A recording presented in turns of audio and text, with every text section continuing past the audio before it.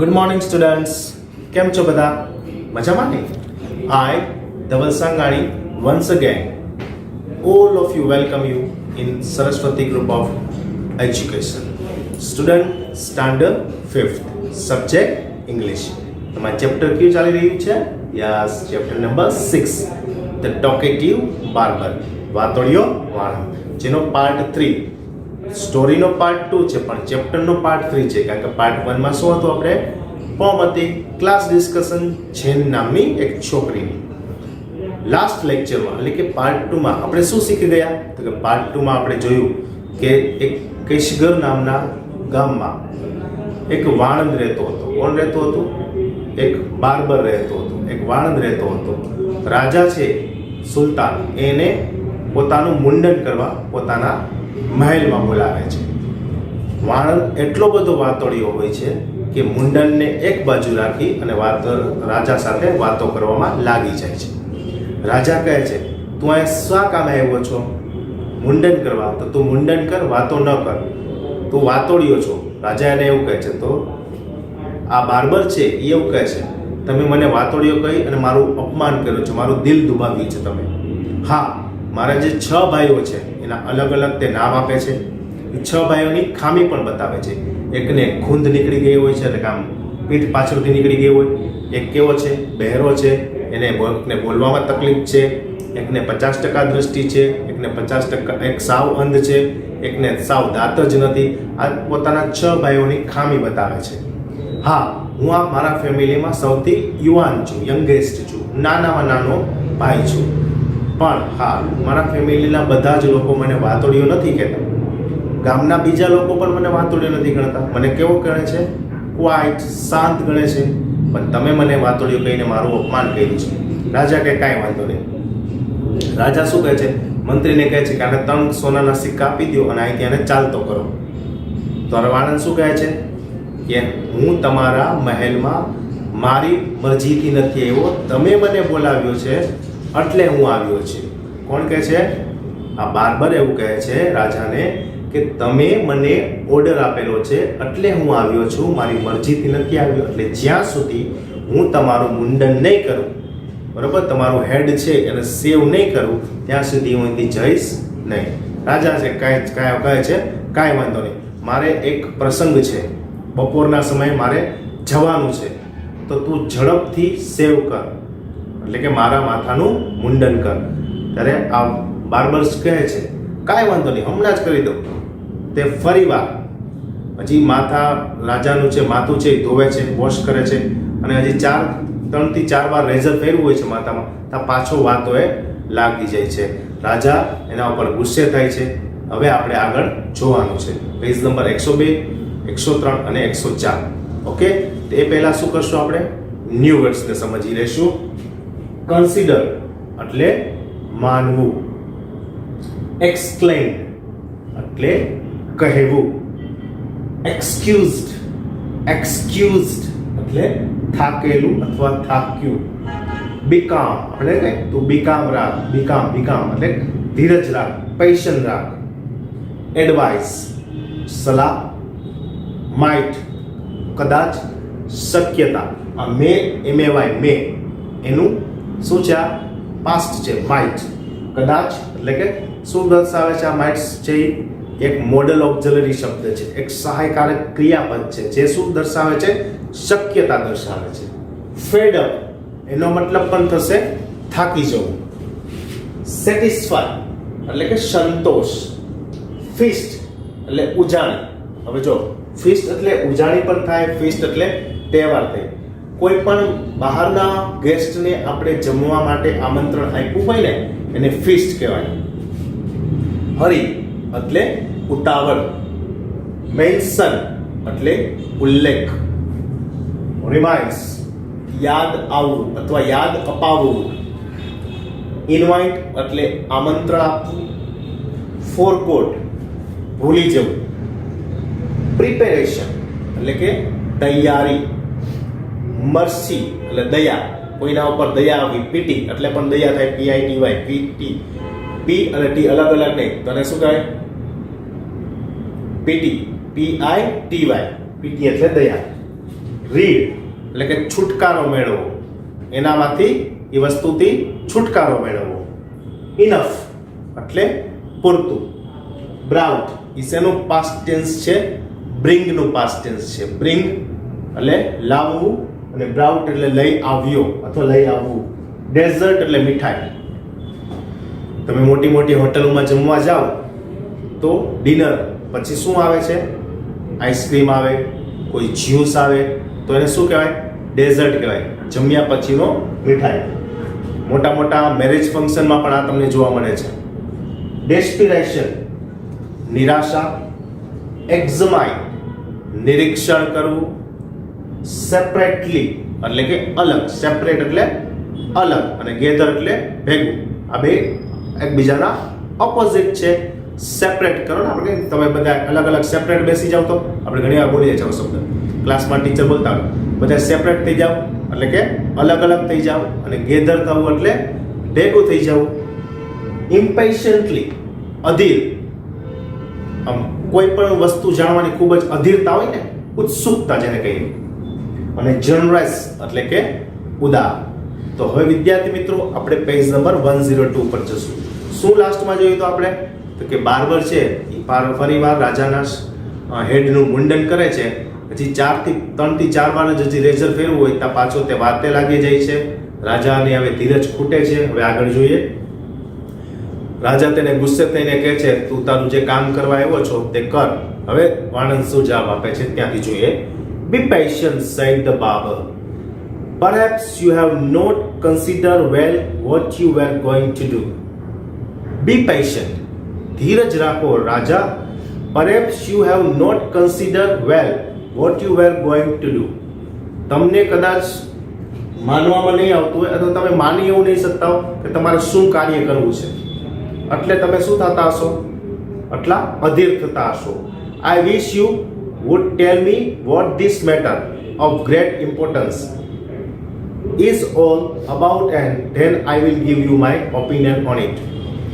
તમારે કઈ મહત્વની મીટિંગ છે, તમે કઈ ઇમ્પોર્ટન્ટ વાત વિશે કહેવા માંગો છો એ મને કહો, તો હું પણ મારો મત એમાં આપી શકું. કોણ કહે છે? આ વાણંદ કહે છે રાજાને.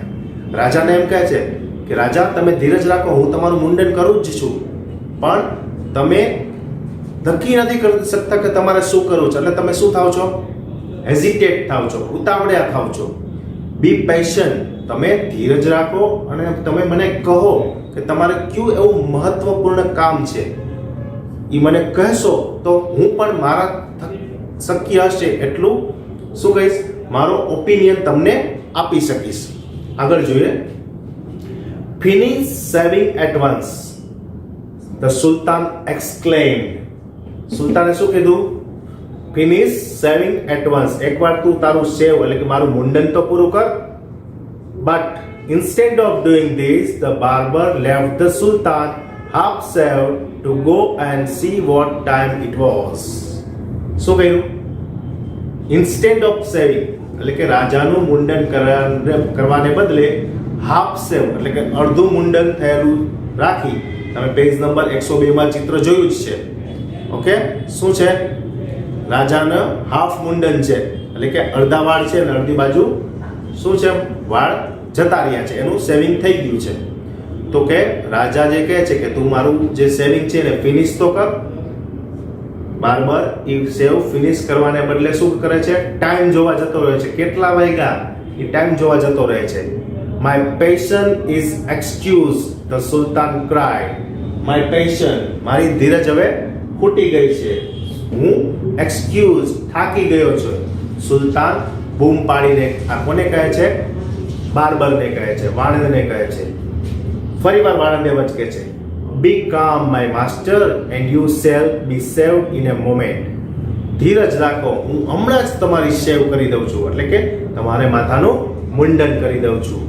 said the barber, and saying this he continued shaving the sultan, but while he was doing this he could not help talking.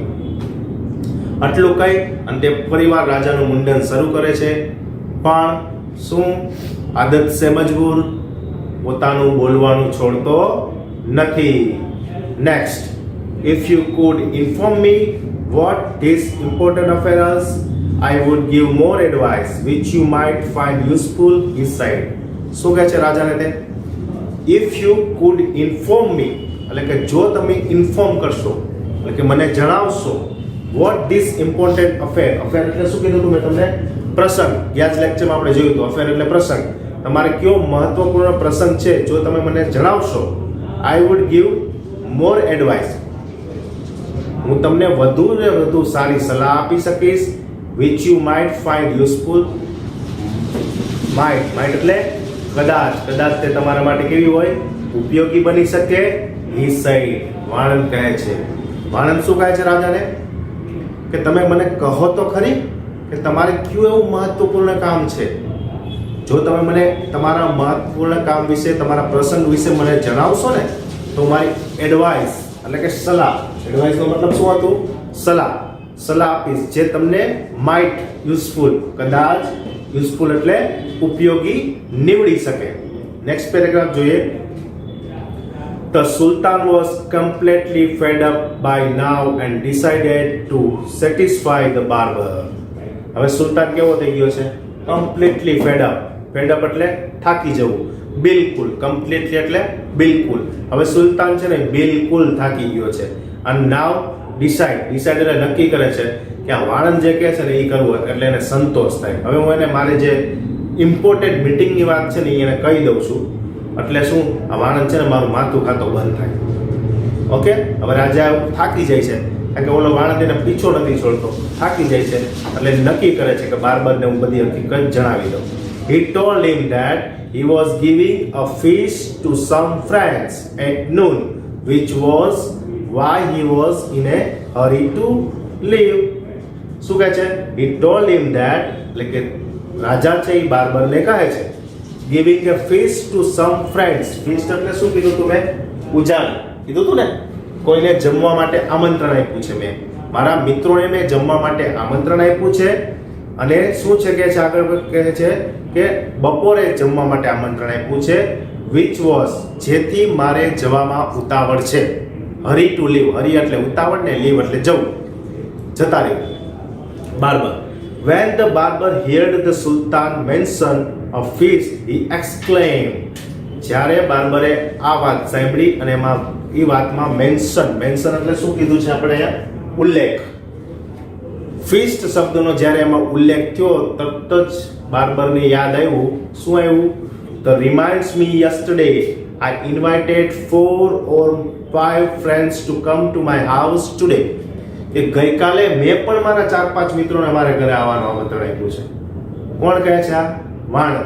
જેવી રાજાએ વાણંદને વાત કહી, વાણંદ માથું ખાઈ ગયો તો તમે મને ઇમ્પોર્ટન્ટ વાત છે કયો ને કયો, ત્યારે રાજા કહે છે કે મારે એટલા માટે ઉતાવળ છે કે બપોરના સમયે મેં મારા મિત્રોને ફીસ્ટ આપવાનું એટલે કે ઉજાણી આપવાનું નક્કી કર્યું છે. ભોજન માટે મેં મારા મિત્રોને મારા મહેલમાં ઇન્વાઇટ કર્યા છે, એટલે મારે જવામાં ઉતાવળ છે. ત્યારે બાર્બર પણ કહે છે હા, એ વાત ઉપરથી મને યાદ આવ્યું, મેં પણ ગઈકાલે મારા 4-5 મિત્રોને મારા ઘરે જમવા માટે બોલાવ્યા છે. But I had quite forgotten it. હું બિલકુલ ભૂલી ગયો તો એ, forgotten it and have not made any preparation. જો પ્રિપેરેશન એટલે તૈયારી, હું કમ્પ્લીટલી બધી મારી મગજમાંથી વાત જ નીકળી ગઈ હતી, હું તો કાંઈ તૈયારી જ મહેનત કરી મારા મિત્રોને જમવાની. હવે પેજ નંબર 103 ઉપર આપણે આવીએ. For them the sultan who was at the mercy of the barber was ready to do anything to be rid of him. હવે શું થાય છે? એને દયા આવે છે. કોના ઉપર દયા આવે છે? આ વાણંદ ઉપર. અને આ વાણંદ તેને શું મેળવવું હોય છે? છુટકારો મેળવવો હોય છે. એટલે તે કહે છે be quick and finish your work. Be quick, quick એટલે ઝડપ કર અને ફિનિશ પૂરું કર, તારું જે કામ છે ને એ પૂરું કર. Be quick and finish your work. The sultan replied and you shall have all the food that has been prepared for mine today. મારા મહેલમાં મારા મિત્રો માટે જેટલો ભોજન બન્યું છે એ બધું તું લઈ જાજે, જા. પણ તું મારા માથાનું મુંડન મૂંગા મોઢે કરી દે. હવે રાજા સાવ થાકી ગયો છે, બરોબર. એ ગમે તેમ ભોગે આ વાણંદથી છુટકારો મેળવવા માંગે છે. શું કહે છે? કે તું એક વખત ઝડપથી મારું આ મુંડન કર, સેવ ફિનિશ કર, એટલે મારા મહેલમાં આજે જે પણ ભોજન બન્યું છે એ બધું ટાળ. હવે શું કહે છે બાર્બર? રાજી થઈ ગયો છે, લઈ ગયો છે ભાઈને? જોઈએ આપણે આગળ. Please show me the food. મને તમે શું બનાવ્યું છે તો બતાવો. સો ધેટ આઈ મે જજ if it is enough for my 5 friends. તમે કેટલું અને શું શું બનાવ્યું છે મને બતાવો કે મારા 5 મિત્રો માટે ઇનફ છે, પૂરતું છે, મારા 5 મિત્રોને થઈ જશે કે ઘટશે. I have enough food for you, the sultan exclaimed. હવે રાજા પાછા ગુસ્સે થતા કહી જાય, કીધું તો ખરી પૂરેપૂરું ફૂડ છે, enough for my 5 friends, but he ordered that all the food prepared for his feast be brought in. brought in એટલે લઈ આવો. જેટલું પણ રાજાના મહેલમાં ખોરાક બન્યો છે, ભોજન બન્યું છે, એ બધું અહીંયા સભામાં લઈ આવો, એવું રાજા કહે છે.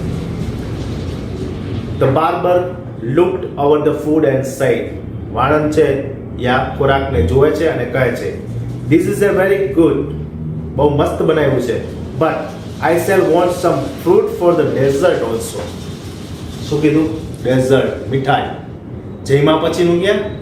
નથી આઈસ્ક્રીમ, નથી ફ્રૂટ, ક્યાંય બધું મારે ફ્રૂટ પણ જોઈએ છે. ધ સુલતાન ઇન ડિપ્રેશન, શું કહે છે? ડિસ્પ્રેશનમાં, નિરાશામાં આવી જતા રાજા નિરાશ થતા કહે છે, since he had was half shaved, ordered that the fruit should also be brought in. એને અડધું જ મુંડન થયું હતું, છતાં એ કહે છે ચાલો ફળ પણ લઈ આવો. એના સૈનિકોને કહે છે ફળ લઈ આવો, જાઓ. હવે last page, page number 104. The barber left off shaving the sultan to examine each dish separately. Separately એટલે શું કીધું તું? અલગ અલગ. એક્ઝામાઇન એટલે નિરીક્ષણ. જો આ શબ્દ તમે સાંભળ્યો હશે, વાંચ્યો છે, તમારી સપ્લી આવે ને એમાં સુપરવાઇઝર સાઇડ, ઇન્વિજિલેટર સાઇડ અને એક્ઝામિનાઇઝ સાઇડ. ઓકે, ઇન્વિજિલેટર એટલે કોણ? તમારા જે પરીક્ષા ખંડમાં સુપરવાઇઝર આવ્યા હોય ને એ. અને એક્ઝામાઇનર એટલે કોણ? કે તમારા વિષયના શિક્ષક જે પેપર તપાસે. ફોર એક્ઝામ્પલ છે ગુજરાતીનું પેપર છે, પણ તમારા વર્ગખંડમાં હું છું તો હું ઇન્વિજિલેટરમાં સાઇન કરીશ, પણ તમારું ગુજરાતી કોણ લે છે? તૃપ્તિ મેમ. તો એ એક્ઝામાઇનરમાં તમારી સાઇન કરશે. ઓકે, આ બે વચ્ચેનો ડિફરન્સ છે. તો વાણંદ છે એ રાજાનું મુંડન પડતું મૂકી અને શું કરવા લાગ્યો? ડિશનું નિરીક્ષણ કરવા લાગ્યો, અલગ અલગ ડિશનું નિરીક્ષણ કરવા લાગ્યો. This took up half an hour. એમાં પણ અડધો કલાક એને લીધો. The Sultan stamped his feet. Stamped his feet એટલે જોરથી પગ પછાડ્યો અને impatiently, અધીર થઈને કીધું એને. શું કીધું? Barber did not hurry. પણ બાર્બરને કાંઈ ઉતાવળ નહોતી. વાણંદના મસ્ત મજાનો ખોરાક મળી ગયો એને. ફળ માંગ્યા તો ફળે એવા.